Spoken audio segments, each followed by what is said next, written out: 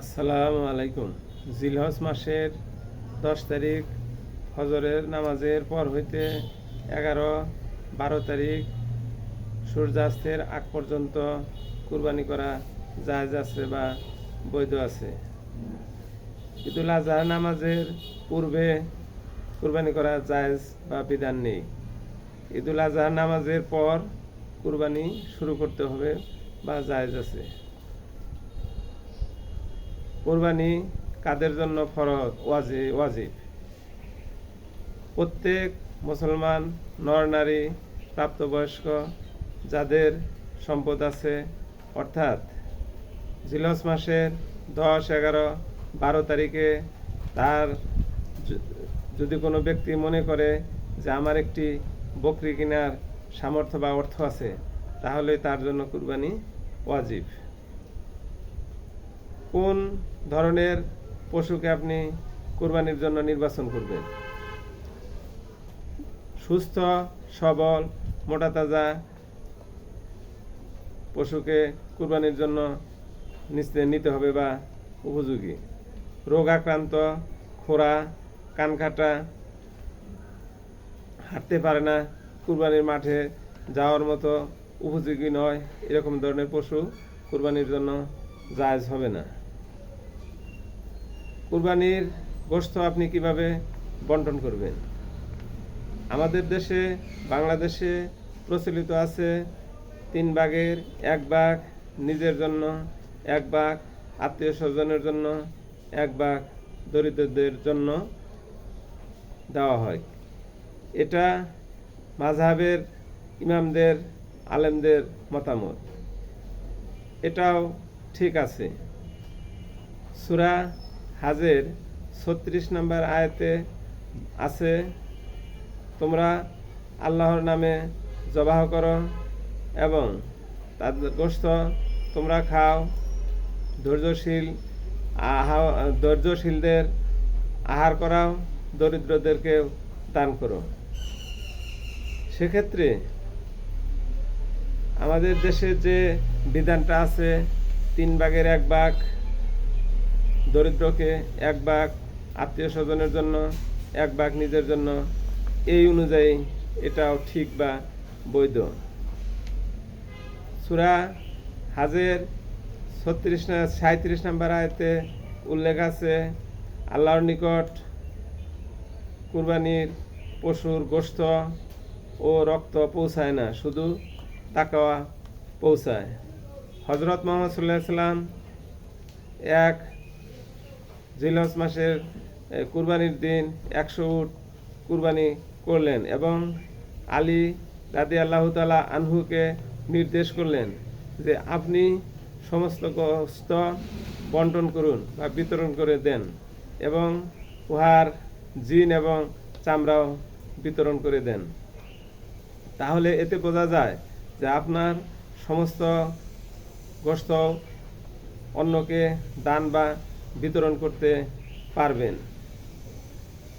ইসলামের প্রথম পর্যায়ে 3 দিনের বেশি কুরবানির গোশত খাওয়া নিষেধ ছিল। হযরত মুহাম্মদ সাল্লাল্লাহু আলাইহি সাল্লাম নিষেধ করতেন, কিন্তু পরবর্তীতে তা হযরত মুহাম্মদ সাল্লাল্লাহু আলাইহি সাল্লাম জানিয়ে দিলেন যে তোমরা কুরবানির গোশত খাও, অন্যকে খাও এবং সংরক্ষণ করো।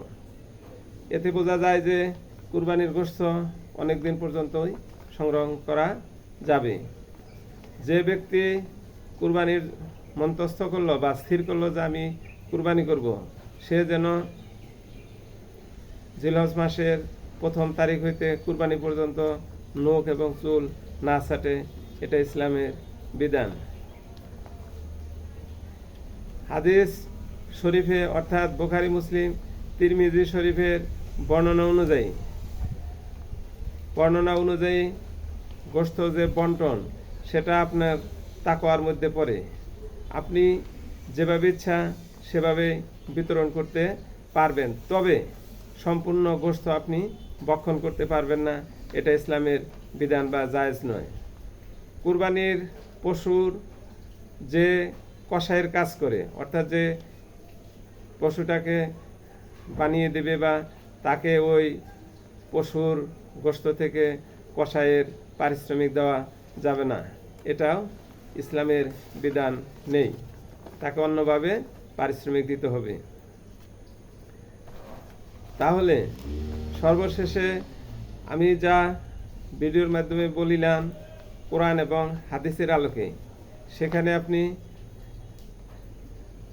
কুরবানির গোশত ভাগ যেভাবে বললাম সেভাবে আপনি করতে পারবেন। এখন কুরবানির যে পশু আপনি নির্বাচন করবেন কতদিন, কত বছরের, বকরি বা ভেড়া দুম্বা 1 বছরের জন্য, 1 বছর হইলে কুরবানি করা জায়েজ আছে। গরু মহিষ 2 বছর, উট 5 বছর হইলে আপনি কুরবানি করিতে পারবেন।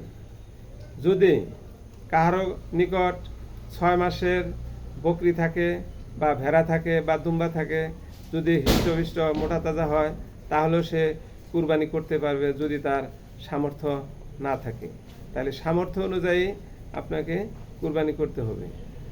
তবে হাদিস কোরআনের আলোকে যে নির্দেশনা, তাতে প্রত্যেক যারা রোজগার করে, যারা তাদের যদি সঞ্চিত টাকা থাকে, একটা অন্তত পক্ষে 6 মাসের ভেড়া বা দুম্বার, তাহলে তাকে কুরবানি করতে হবে। ধরে নিন আপনার পরিবারের সদস্য সংখ্যা কয়েকজন, তাহলে যদি আপনার সামর্থ্য না থাকে তাহলে একজনের পক্ষে, সবার পক্ষ থেকে একটি বকরি কুরবানি করলেও চলবে।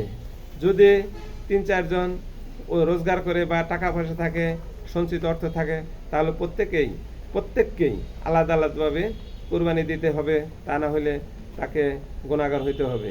এটা হলো ইসলামের বিধান।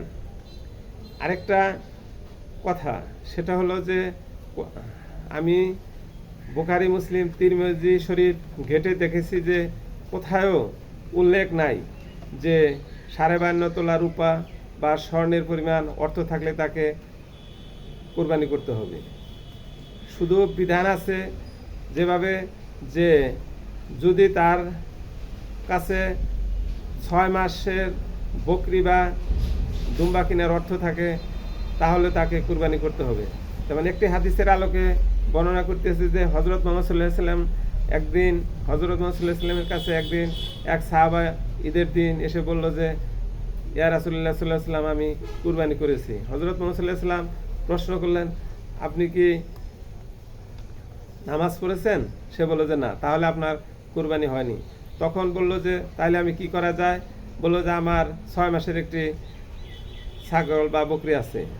তখন হযরত মুহাম্মদ সাল্লাল্লাহু আলাইহি সাল্লাম বললেন যে ওটা দিয়ে তুমি নামাজ পড়ে কুরবানি করো, শুধু তোমার জন্য, অন্যের জন্য নয়। তাহলে এই তাগিদ থেকেও বোঝা যায় যে কুরবানিটা যাদের অর্থ আছে সবাইকে আদায় করতে হবে, এটা ইসলামের বিধান। আসসালামু আলাইকুম। সবাই আমার পেজটিকে ফলো দিয়ে রাখবেন। মাঝে মাঝে আমি এরকমই ইসলামের বিভিন্ন খুঁটিনাটি বিষয় নিয়ে আপনাদের সামনে হাজির হব। যদি ভুল ত্রুটি হয় আমাকে দেখিয়ে দিবেন যে এখানে ভুল আছে, কমেন্টে জানাবেন, আমি সমাধান করতে চেষ্টা করব। আসসালামু আলাইকুম।